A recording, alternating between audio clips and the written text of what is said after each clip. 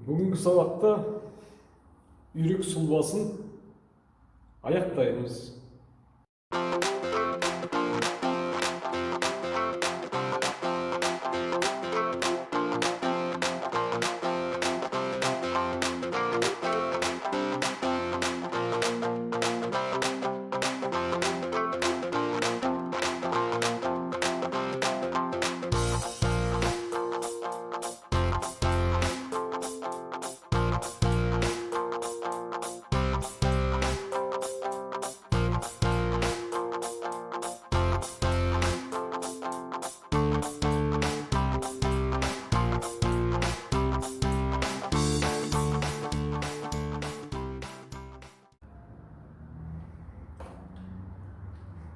Біз бүгін үйрек тұлпысын аяқтадық.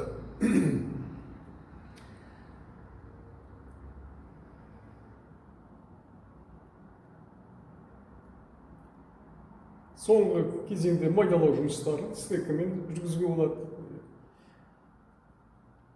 Егер де мына мойны жібіп төмен қарай түсіп баратса, жаңағыдай мұздай суға батырып майдаланыстан қатырып алуға болады.